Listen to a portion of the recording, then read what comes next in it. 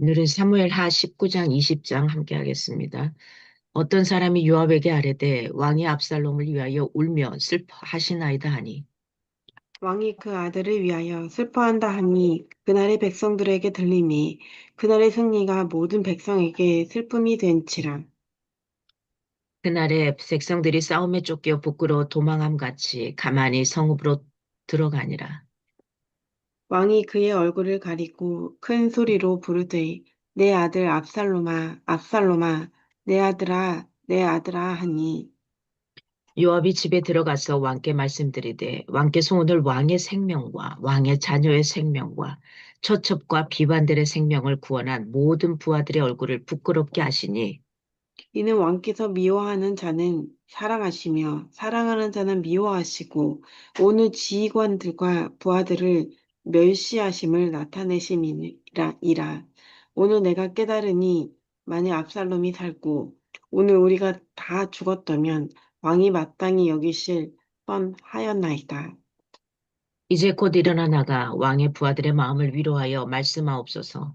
내가 여호와를 두고 맹세하옵나니 왕이 만일 나가지 아니하시면 오늘 밤에 한 사람도 왕과 함께 머물지 아니할지라. 그리하면 그 화가 왕이 젊었을 때부터 지금까지 당하신 모든 화보다 더욱 심하리이다 하니. 왕이 일어나 성문에 앉음에 어떤 사람이 모든 백성에게 말하되 왕이 문에 앉아 계신다 하니 모든 백성이 왕 앞으로 나아오니라. 이스라엘은 그다음 이미 각기 장막으로 도망하였더라.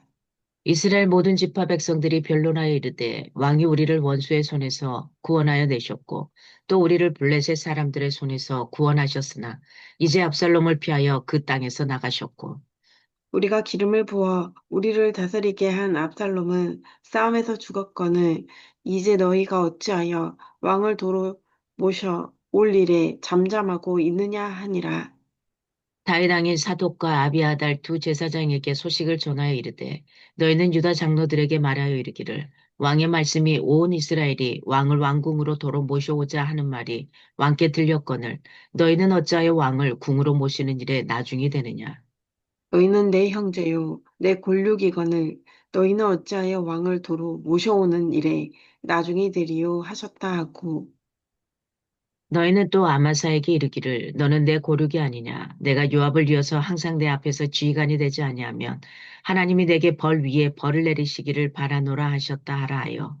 모든 유다 사람들의 마음을 하나같이 기울게 하며 그들이 왕께 전가를 보내어 이르되 당신께서는 모든 부하들과 더불어 돌아오소서 한지라. 왕이 돌아와 요단의 이름에 유다 족속이 왕을 맞아 요단을 건너가게 하려고 길갈로 오니라. 바후림에 있는 베냐민 사람 게라의 아들 시므이가 급히 유다 사람과 함께 다윗 왕을 맞으러 내려올 때에 베냐민 사람 1,000명이 그와 함께하고 사울 집안의 종 시바도 그의 아들 15과 종 20명과 더불어 그와 함께하여 요단강을 밟고 건너 왕 앞으로 나아오니라. 왕의 가족을 건너가게 하며 왕이 좋게 여기는 대로 쓰게 하려 하여 나룻배로 건너가니 왕이 요단을 건너가게 할 때에 게라의 아들 시므이가 왕 앞에 엎드려 왕께 하라되 내 주여 원하건대 내게 죄를 돌리지 마옵소서. 내 주 왕께서 에루살렘에서 나오시던 날에 종의 패역한 일을 기억하지 마시오며 왕의 마음에 두지 마옵소서. 왕의 종 내가 범죄한 줄 아옵기에 오늘 요셉의 온 족속 중 내가 먼저 내려와서 내 주 왕을 영접하나이다 하니 수려의 아들 아비새가 대답하여 이르되 시므이가 여호와의 기름 부으신 자를 저주하였으니 그로 말미암아 죽어야 마땅하지 아니하겠나이까 하니라. 다윗이 이르되 스루야의 아들들아 내가 너희와 무슨 상관이 있기에 너희가 오늘 나의 원수가 되느냐 오늘 어찌하여 이스라엘 가운데에서 사람을 죽이겠느냐 내가 오늘 이스라엘의 왕이 된 것을 내가 알지 못하리요 하고 왕이 시므이에게 이르되 내가 죽지 아니하리라 하고 그에게 맹세하니라. 사울의 손자 무비보셋이 내려와 왕을 맞으니 그는 왕이 떠난 날부터 평안히 돌아오는 날까지 그의 발을 맵시 내지 아니하니요 그의 수염을 깎지 아니하며 옷을 빨지 아니하였더라. 예루살렘에 와서 왕을 맞을 때에 왕이 그에게 물어 이르되 무비보셋이여 내가 어찌하여 나와 함께 가지 아니하였더냐 하니 대답하되 내 주 왕이여 왕의 종인 나는 다리를 절므로 내 나귀의 안장을 지워 그 위에 타고 왕과 함께 가려 하였더니 내 종이 나를 속이고 종이 나를 내 주 왕께 모함하였나이다. 내 주 왕께서는 하나님의 사자와 같으시니 왕의 처분대로 하옵소서. 내 아버지의 온 집이 내 주 왕 앞에서는 다만 죽을 사람이 되지 아니하였나이까. 그러나 종을 왕의 상에서 음식 먹는 자 가운데에 두셨사오니 내게 아직 무슨 공의가 있어서 다시 왕께 부르짖을 수 있사오리이까 하니라.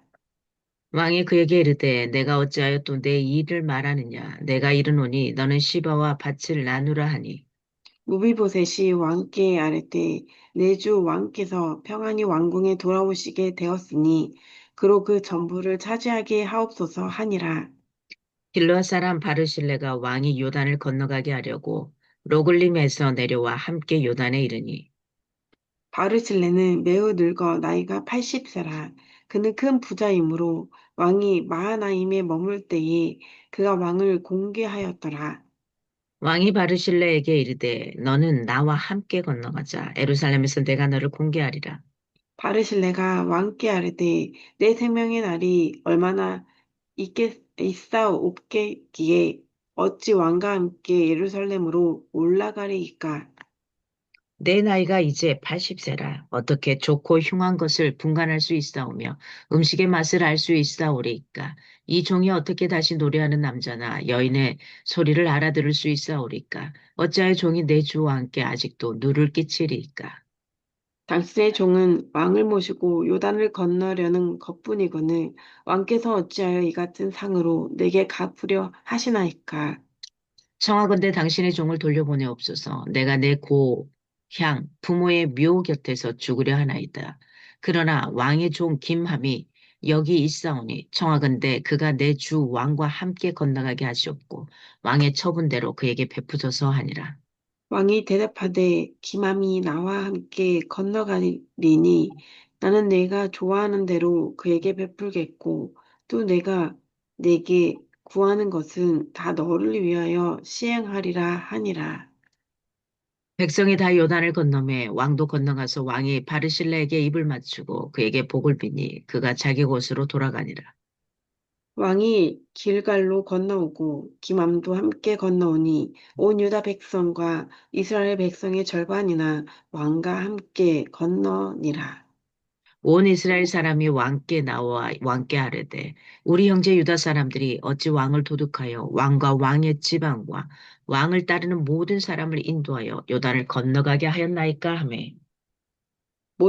모든 유다 사람이 이스라엘 사람에게 대답하되 왕은 우리의 종친인 까닭이라 너희가 어찌 이 일에 대하여 분 내느냐 우리가 왕의 것을 조금이라도 얻어 먹었느냐 왕께서 우리에게 선물로 주신 것이 있느냐 이스라엘 사람이 유다 사람에게 대답하여 이르되 우리는 왕에 대하여 열 몫을 가졌으니 다윗에게 대하여 너희보다 더욱 관계가 있거늘 너희가 어찌 우리를 멸시하여 우리 왕을 모셔오는 일에 먼저 우리와 의논하지 아니하였느냐 하나 유다 사람의 말이 이스라엘 사람의 말보다 더 강경하였더라. 마침 거기에 불량배 하나가 있으니 그의 이름은 세바인데 베냐민 사람 비그리의 아들이었더라. 그가 나팔을 불며 이르되 우리는 다윗과 나눌 분깃이 없으며 이새의 아들에게서 받을 유산이 우리에게 없도다. 이스라엘아 각각 장막으로 돌아가라 하매 이에 온 이스라엘 사람들이 다윗 따르기를 그치고 올라가 비그리의 아들 세바를 따르나 유다 사람들은 그들의 왕과 합하여 요단에서 예루살렘까지 따르니라. 다윗이 예루살렘 본궁에 이르러 전에 머물러 왕궁을 지키게 한 후궁 10명을 잡아 별실에 가두고 먹을 것만 주고 그들에게 관계하지 아니하니 그들이 죽는 날까지 갇혀서 생갑으로 지내니라. 왕이 아마사에게 이르되 너는 나를 위하여 3일 내로 유다 사람을 큰 소리로 불러 모으고 너도 여기 있으라 하니라. 아마사가 유다 사람을 모으러 가더니 왕이 정한 기일에 지체된지라.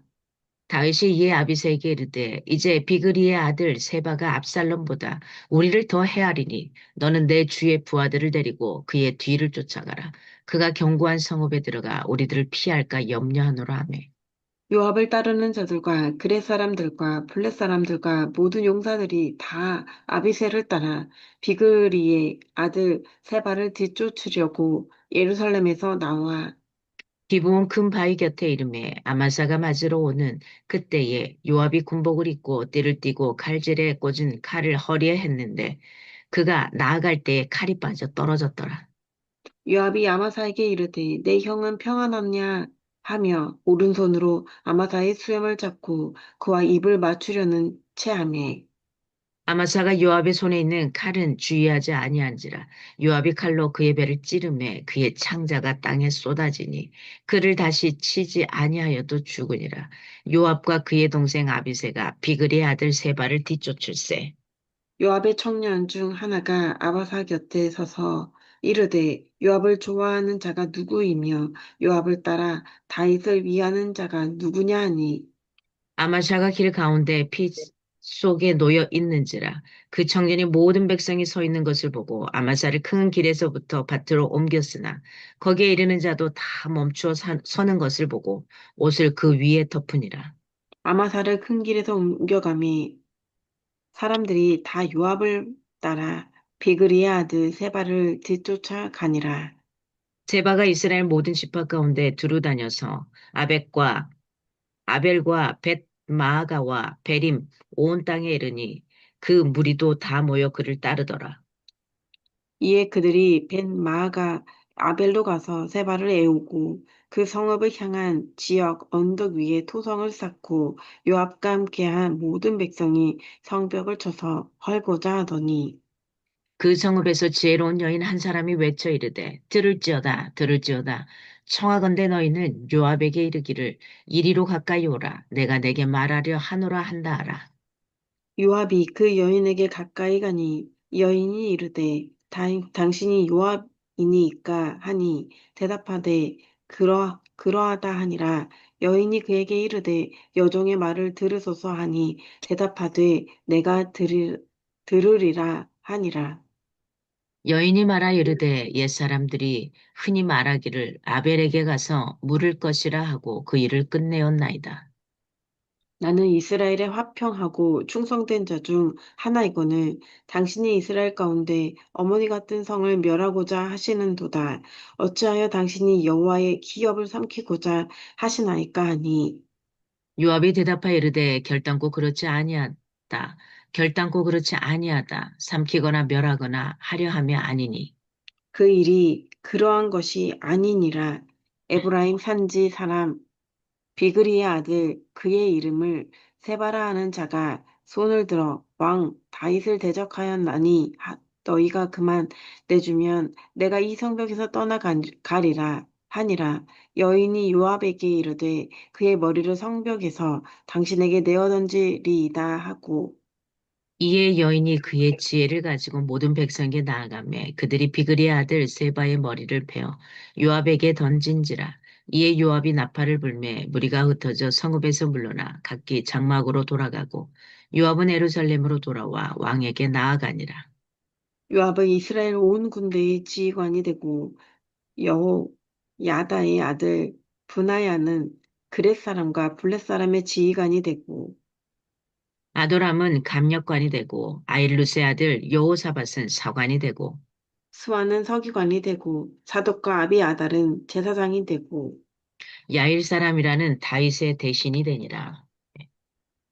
오늘은 여기 19장 20장입니다. 19장 1절에서 43절은 다윗의 귀환을 보게 됩니다. 압살롬이 죽은 이후에 전쟁에서 승리한 이스라엘 군대는 기쁨 대신 사실은 침묵 속에 귀환을 하게 됩니다. 다윗의 사적인 슬픔이 아들의 죽음이잖아요. 이 사적인 슬픔이 공적인 책임과 충돌하는 장면을 보게 돼요. 공적인 사람은 사실은 개인적인 사사로움으로 할 수 없는 거.